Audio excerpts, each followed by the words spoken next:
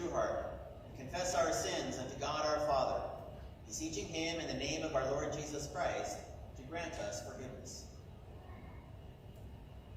Our help is in the name of the Lord. I said, I will confess my transgressions unto the Lord.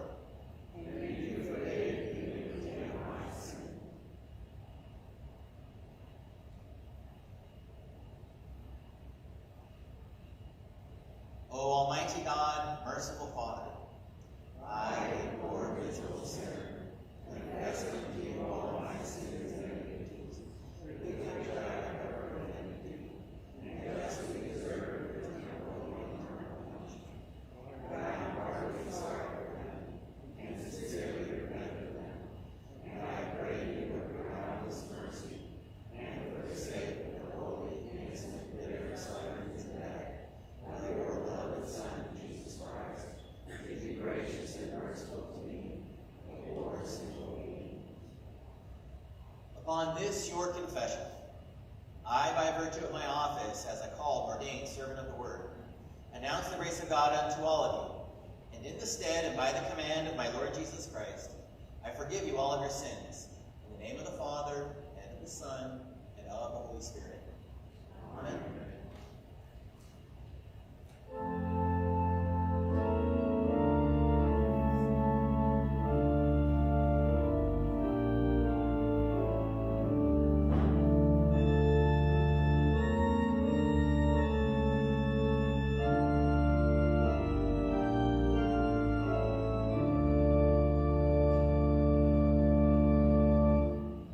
Be thou my strong rock.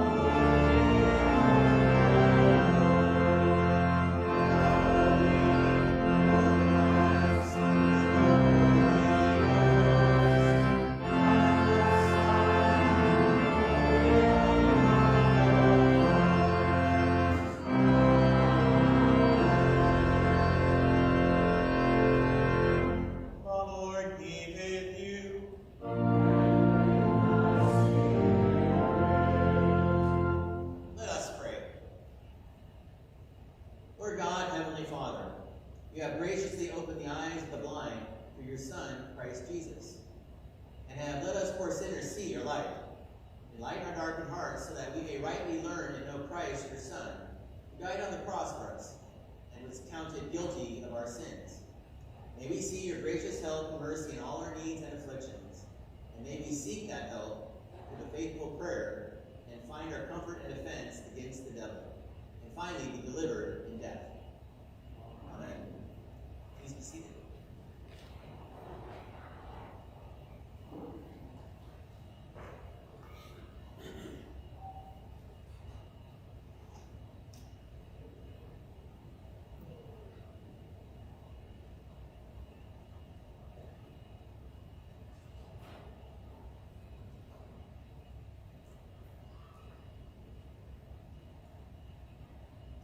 Old Testament reading for Kinkwad Jezima Sunday is from Isaiah chapter 35. Strengthen the weak hands and make firm the feeble knees. Say to those who have an anxious heart, be strong, fear not. Behold, your God will come with vengeance, with the recompense of God. He will come and save you. Then the eyes of the blind shall be opened, and the ears of the deaf unstopped. Then shall the lame man leap like a deer, and the tongue of the mute sing for joy.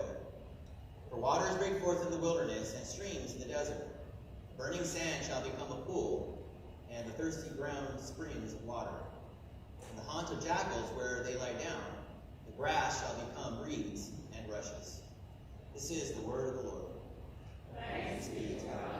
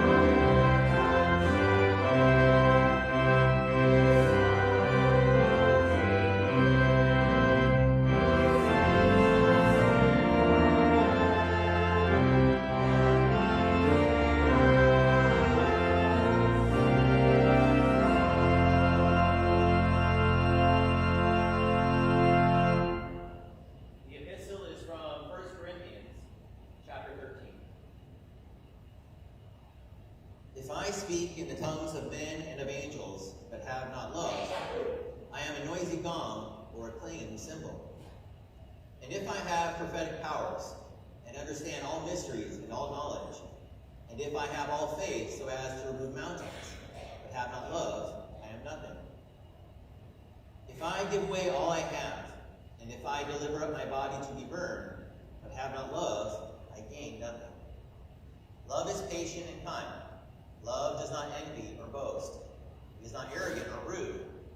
It does not insist on its own way. It is not irritable or resentful. It does not rejoice at wrongdoing, but rejoices with the truth. Love bears all things, believes all things, hopes all things, endures all things. Love never ends. As for prophecies, they will pass away. As for tongues, they will cease. As for knowledge, it will pass away. For we know in part, and we prophesy in part. That when the perfect comes, the partial will pass away. When I was a child, I spoke like a child. I thought like a child. I reasoned like a child. When I became a man, I gave up childish ways. For now we see in a mirror dimly, but then face to face. Now I know in part, then I shall know fully, even as I have been fully known. So now faith, hope, and love abide, these three. But the greatest of these is love. This is the word of the Lord. Thanks be to God. He rise.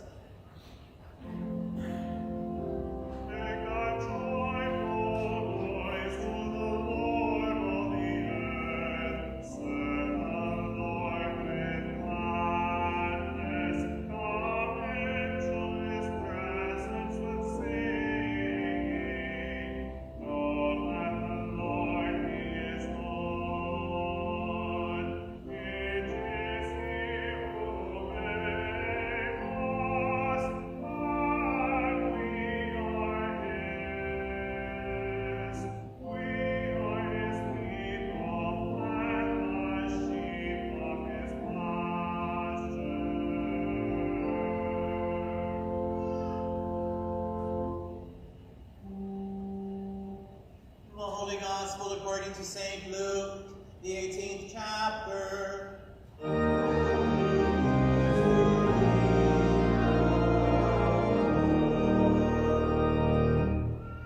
Taking the 12, Jesus said to them, "See, we are going up to Jerusalem, and everything that is written about the Son of Man by the prophets will be accomplished.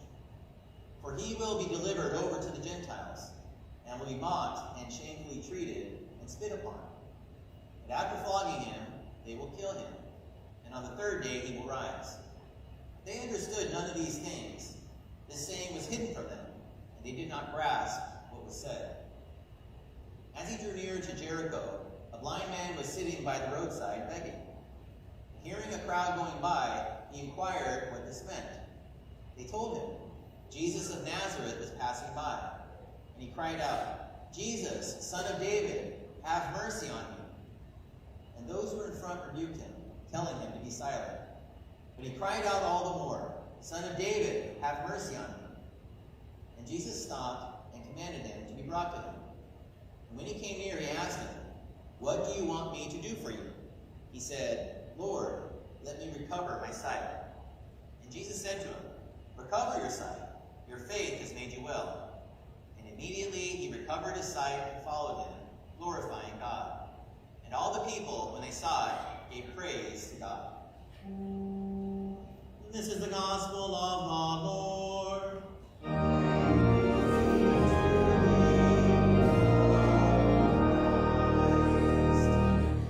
I believe in one God, the Father Almighty, maker of heaven and earth, and of all things visible and invisible, and in one Lord Jesus Christ, the only begotten Son of God, begotten of his Father before all worlds, God of God, light of light, very God of very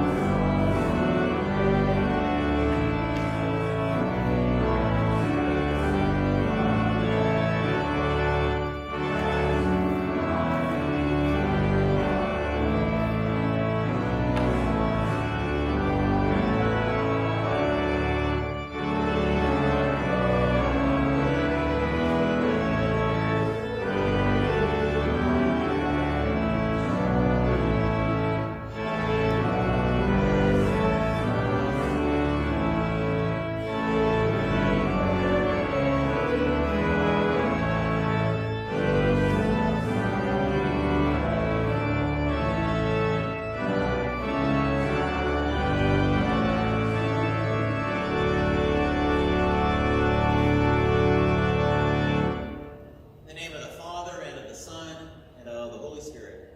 Amen. Today we finish that little season before Lent. We call it pre-Lent, right? It's just simply that space before Lent. But really, that time in these 3 weeks, they have a purpose. And that purpose is simply the preparation for Lent. How do you prepare for Lent? How do you prepare for the kinds of truths that we face when we go into Lent? And that is, you got to know the Christian faith. You got to know it. You got to know what it's about. You got to know the contours and the shape, what it is we believe, what it is we confess as Christians, foundationally, fundamentally. And so the first week was about grace, God's grace. And God's grace is always His disposition toward us, His favor toward us, His desire to show love and grace in our direction. Why?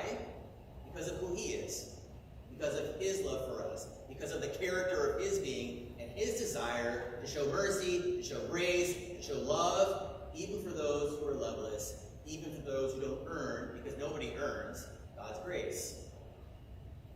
Well, that notion, that idea, that truth, that's not something that we simply know by way of our reason. That's not something that we simply experience in life, and that's how it is with everything we deal with. People are gracious, people are merciful. They're not.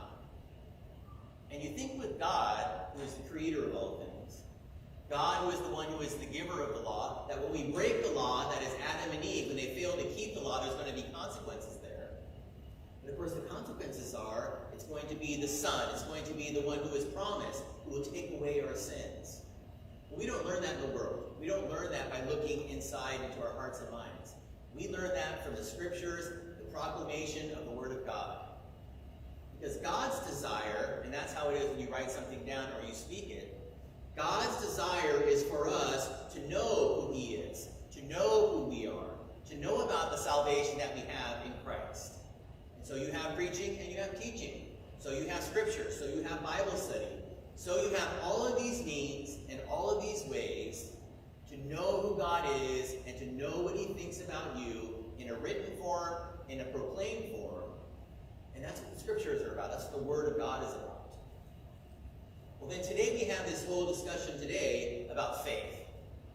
And kind of the insider baseball on faith is you're not supposed to preach on faith. It's a forbidden subject. You preach on Christ. You preach about Jesus and what He is and who He is and what He has done. And it's through that proclamation, it's through those means, it's through holy baptism. It's affirmed and confirmed in, say, the Lord's Supper. Right? Who Jesus is and what He has done, well, that's the content of our faith. We have salvation before God. We have the forgiveness of sins and life and salvation. Why? Because of Christ. Our confessing that. Our believing that. Our trusting in that through thick and thin. Well, that's what faith is. And so faith fundamentally is a gift. But faith is about something. It's not merely a feeling or expression of emotion. It includes that, but it's more than that. It's trusting fundamentally, finally, in all that Jesus has done. And this is why we're reconciled to the Father. This is why we have heaven as our expectation and our final home.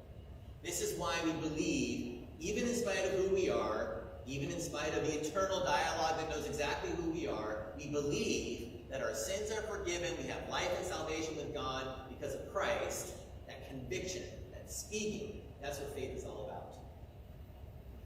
Well, in the gospel reading then, again, this is mainly about faith.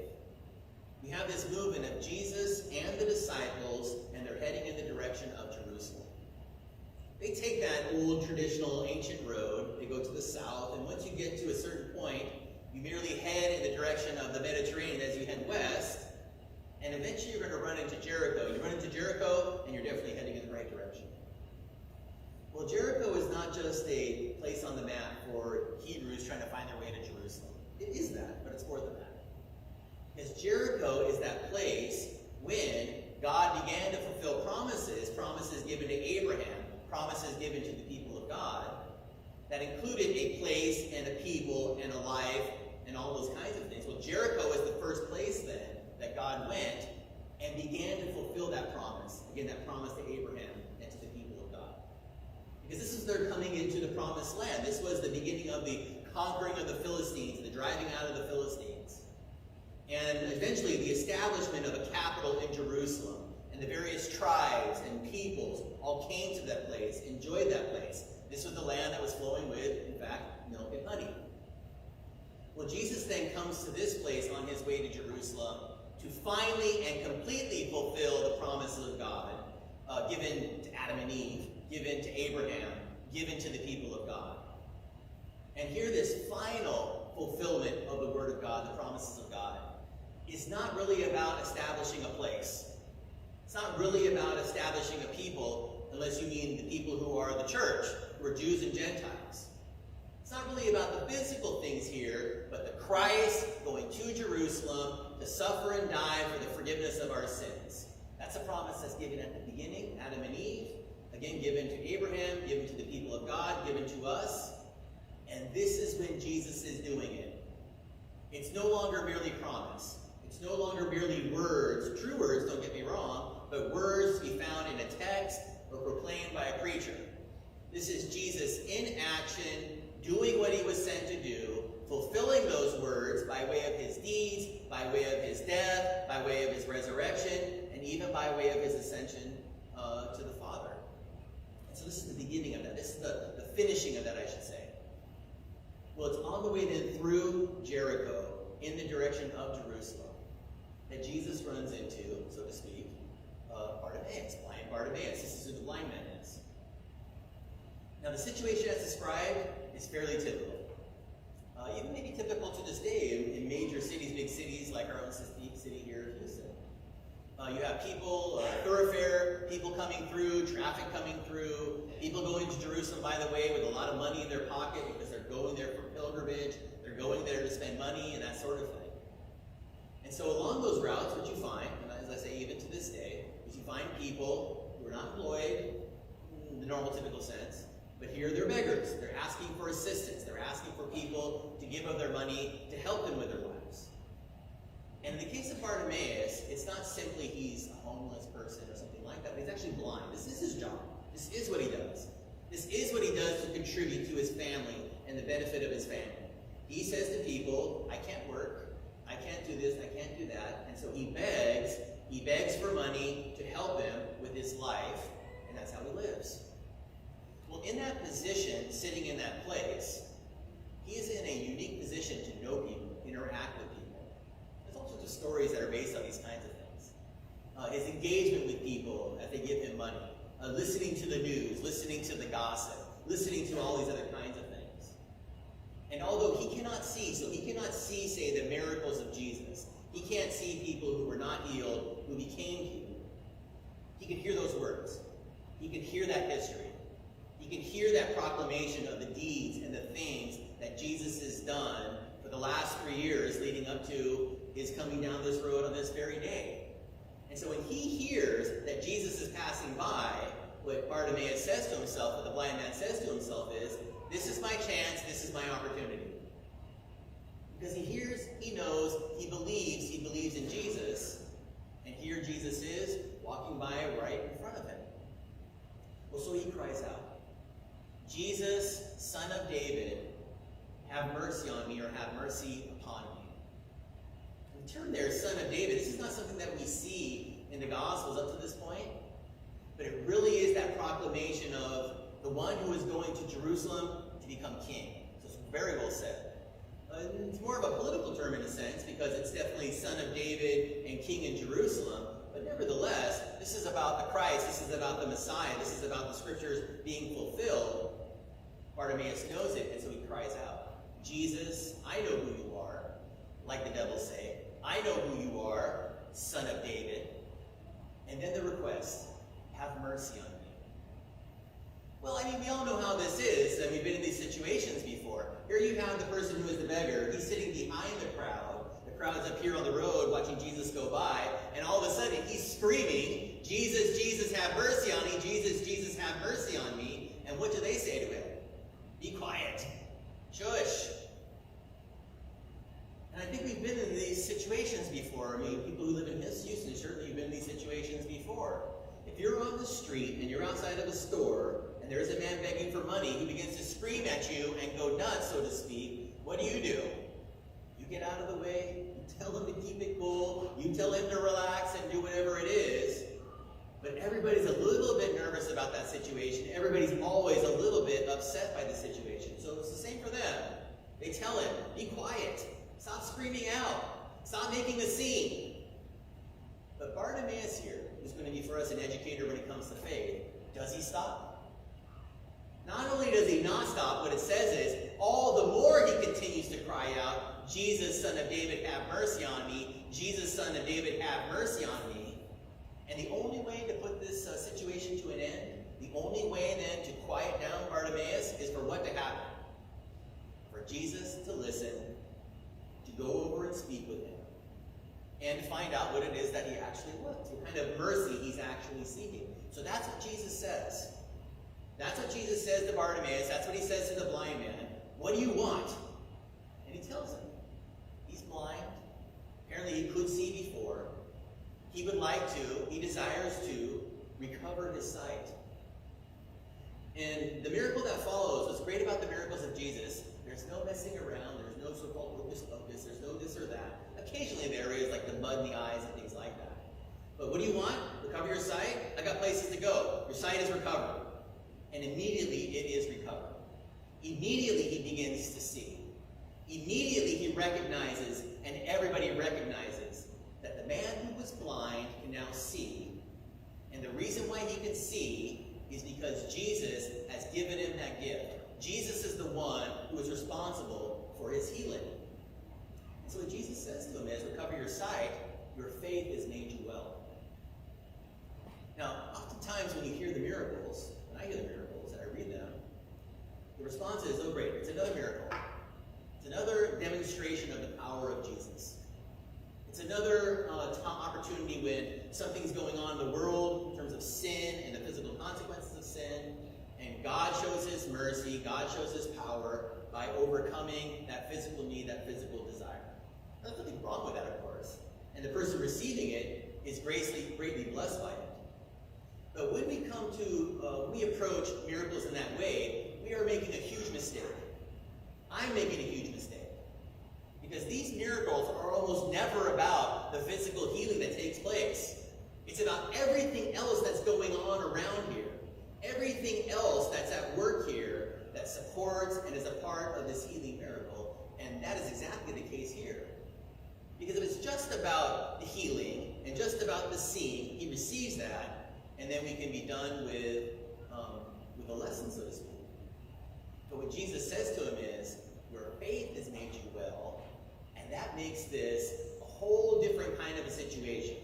Something well beyond just the fact that he couldn't see, and now he can see, and that's a demonstration that Jesus is all powerful. So what do we make of what Jesus said here when he says, your faith has made you well? Is it the case that what we're saying is that your faith has made you well, your believing, your desire, your wish to be able to see, this was the cause of your becoming well? This was the cause of going from blindness to being able to see? And the answer to that is, you can tell by the tone of my voice, absolutely not. The problem is that when you look at those listings of the largest churches in the world, this is exactly the false gospel that they preach. That the problem isn't God, and the problem isn't God's failure to do X, Y, and Z for you. The problem is you. You don't believe enough. You aren't convicted enough.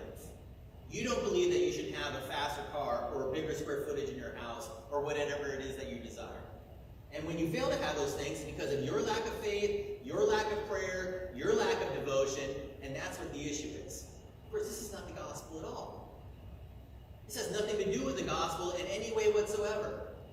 This is about physical needs in this world, material desires in this world, and how one might come to achieve those things. And I can promise you, guarantee you, that is not the reason for the death and the resurrection. Not in any way whatsoever. Jesus even says to Bartimaeus up front, what do you want me to do for you? And how can I encourage you to be whatever, and now you can see? That's not the idea. It's Jesus who works. Jesus who is in action. Jesus who has the ability to do something for Bartimaeus that Bartimaeus cannot do for himself. And when Bartimaeus cries out, having cried out, have mercy on me, Son of David, sure, he's expressing his desire. And that's a real desire, and it's a fine desire. He couldn't see, he wants to be able to see. He'll we greatly benefit by sin. That's all true. But this physical issue, this is not the main thing for Bartimaeus. He confesses Jesus as the Son of David. He confesses Jesus as the one who could show mercy to people. And that's more important than the ability to overcome certain kinds of physical things. Because physical things, as we come to learn, many of those can be overcome by us in this world, even blindness itself. You go to the doctor, he observes what your situation is, he reattaches your retina, whatever it happens to be. But there are things about Jesus and things that are granted by Jesus that cannot be acquired in this world by any worldly means. And chief among them is what? Faith. Because remember, Bartimaeus could never see Jesus. He could only take the words on face value, that they were true things about Jesus, who he said, how he is the fulfillment of the scriptures, that he demonstrates this in terms of signs, by way of healing people, etc., etc. And just those words themselves, we hear words all the time, and we're always going through this kind of I believe that, but I don't believe that. I believe this, and I don't believe that. What makes you think that if you overheard somebody gossiping about a miraculous healer, that you would actually believe it when you can't see any of it? It's absolutely difficult. In fact, it's impossible. Can you really do that? Is that really true? I can't see it. I have to trust the word. I have to trust your evidence for it in terms of your words.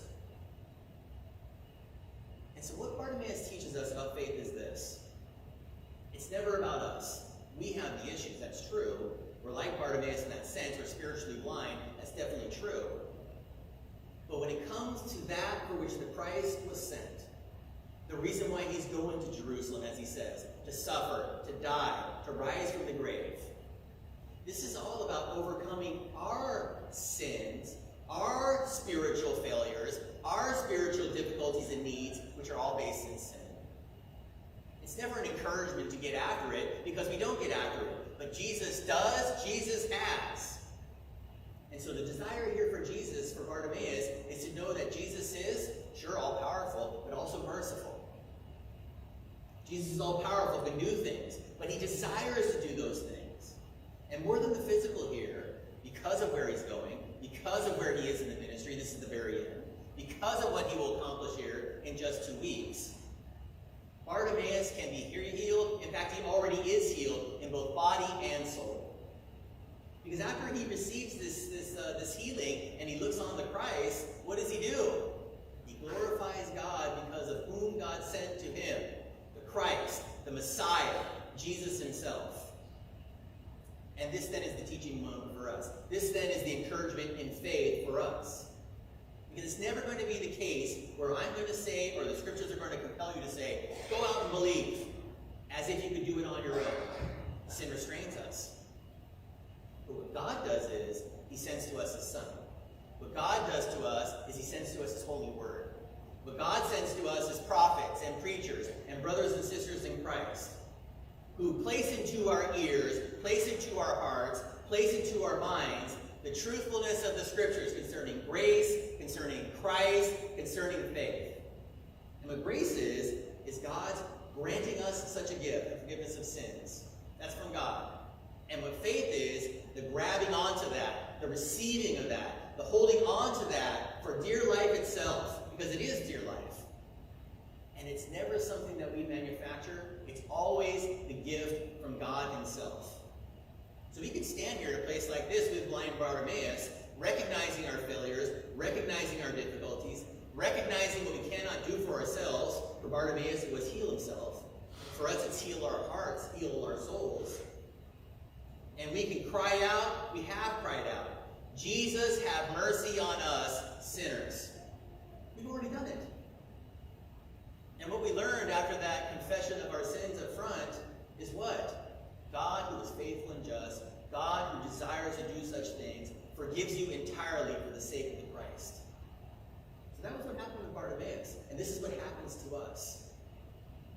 And this is the great teaching of this day. It's not merely an assertion of power. God has power and you don't. God exercises power whenever he likes. It is that, but it's much more than that. It's that God, who is all-powerful, doesn't use that power for our destruction, for for our punishment. But God uses all of who he is, all of his power, all of his might, all of his omniscience, all of who he is, and he locates that in the person of Jesus Christ, who walks from Jericho to Jerusalem with his disciples, who voluntarily hands himself over to religious leaders and the like, who is chained, put in bonds, who suffers, who dies. And at any point along that line in that process, we know he can call an end to this. All right, that's it, enough, and can stop it. But he doesn't.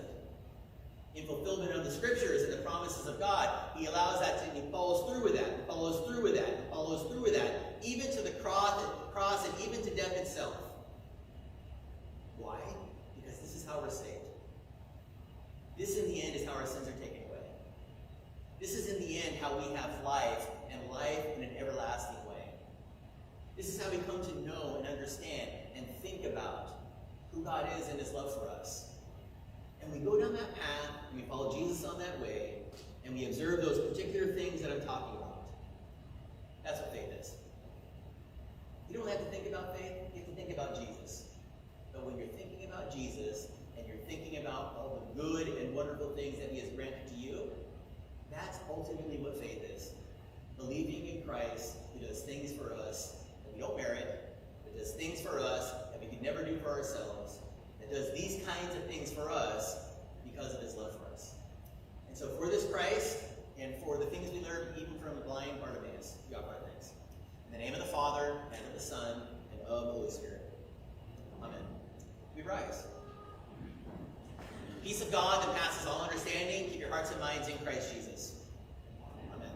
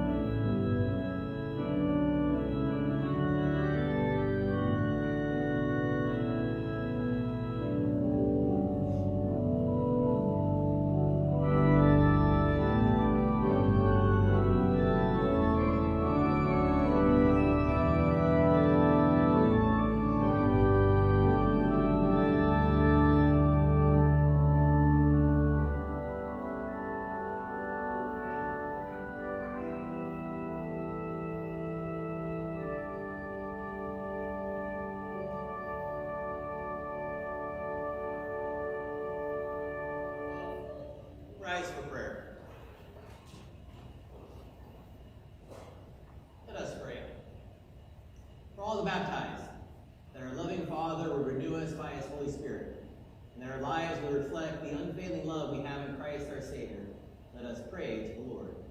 Lord, have mercy. For the people of God and their many and various vocations, that our Heavenly Father would give them grace and patience to serve well, that he would strengthen them in their Christian witness to the world and in their service to their neighbors. Let us pray to the Lord. Lord, have mercy. For our nation and its government, that God would put down the proud and exalt the humble, giving us leaders who rule with integrity and humility after his own heart. Let us pray to the Lord. Lord, have mercy. For those who bear any affliction, especially Leslie, Randy, Joe, Wendy, Linda, Sarah, Dahlia, Jan, Jacob, Sandy, Candy Rose, Deborah, Carolyn, Mark, and Rob, that they would look in faith to their great physician and find peace and health according to his gracious will, until at last they receive his eternal healing in the resurrection. Let us pray to the Lord. Lord, have mercy. For those who mourn, especially the family and friends of Gail Golden and Pamela Pepperell, that in their time of sorrow they would not lose hope, but rely on God's promise that he will never leave them nor forsake them. Let us pray to the Lord. Lord, have mercy. For the gift of the sacrament of the altar, that we may come in fitting humility to receive his sacrificial banquet, and live royal lives in the confidence of the forgiveness of sins. Let us pray to the Lord. Lord, have mercy. O Lord, mercifully hear our prayers, and having set us free from the bonds of our sins, deliver us from every evil. Through Jesus Christ, your Son, our Lord, who lives and reigns with you in the Holy Spirit, one God, now and forever. Amen.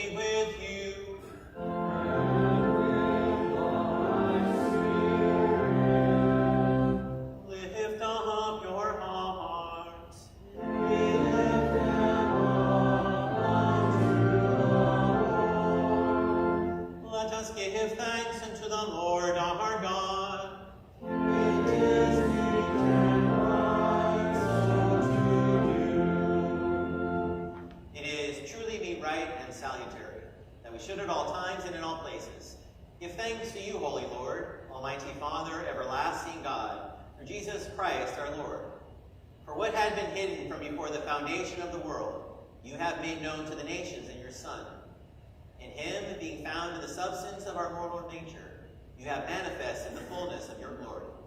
Therefore, with angels and archangels and with all the company of heaven, we laud and magnify your glorious name, evermore praising you and saying,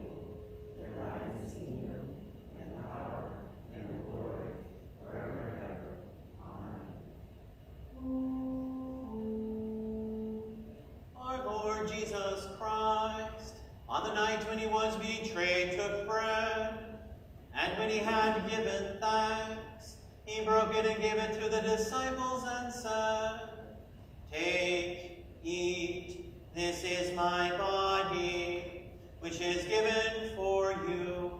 This do in remembrance of me. In the same way also, he took the cup after supper, and when he had given thanks, he gave it to them, saying, Drink of it, all of you. This cup is the New Testament in my blood, which is shed for you for the forgiveness of sins. This do as often as you drink it in remembrance of me. The peace of the Lord be with you always.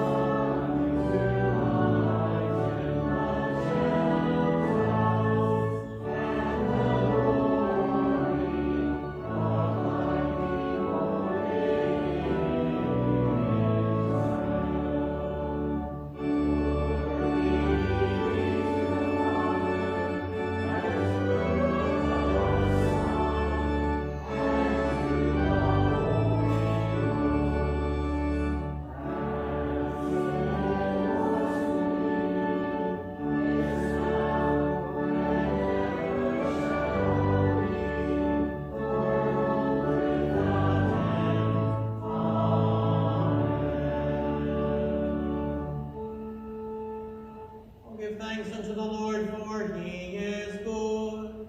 And his mercy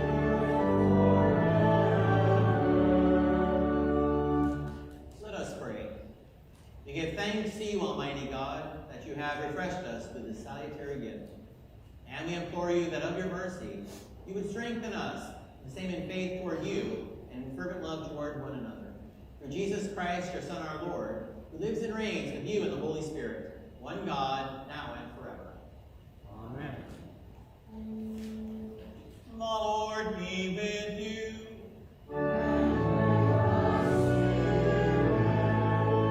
Bless we the Lord. Thanks be to God. The Lord bless you and keep you. The Lord make his face shine upon you and be gracious unto you. The Lord lift up his countenance upon you and give you peace.